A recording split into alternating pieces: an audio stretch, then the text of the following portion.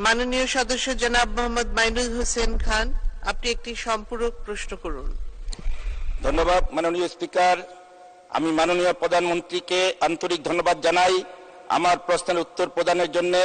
মাননীয় প্রধানমন্ত্রীর নেতৃত্বে দেশের যোগাযোগ ব্যবস্থা ব্যাপক পরিবর্তন হয়েছে। বাংলাদেশের রাস্তায় চলাচল করলে মনে হয় যেন বিদেশে আছি। মাননীয় প্রধানমন্ত্রীকে আন্তরিক ধন্যবাদ। মাননীয় মন্ত্রীর নিকট আমার সম্পূরক প্রশ্ন, রাজধানীর প্রবেশ মুখ গাবতলী বাস টার্মিনাল যানজট মুক্ত করার লক্ষ্যে বিশেষ কোনো পদক্ষেপ গ্রহণ করা হইবে কিনা? আপনাকে ধন্যবাদ মাননীয় স্পিকার। ধন্যবাদ মাননীয় সদস্য। মাননীয় প্রধানমন্ত্রী।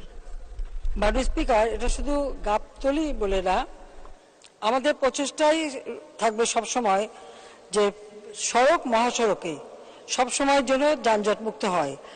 আর গাবতলী ওই এলাকাগুলি বিশেষ করে সেখানে গাড়ি রাখা, পার্কিং করা, অথবা এখানে অনেক সময় এটা করা হয় যে অনেক বাস মালিকদের কম্পিটিশন দেখা দেয়, যাত্রী আগে কে তুলবে সেটা মাথায় রেখে হয়তো যানজট সৃষ্টি করা হয়।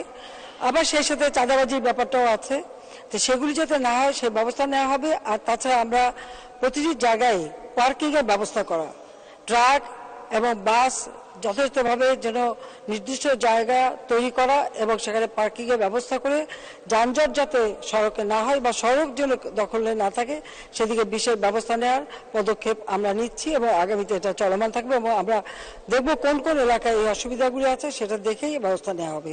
ধন্যবাদ মাননীয় স্পিকার।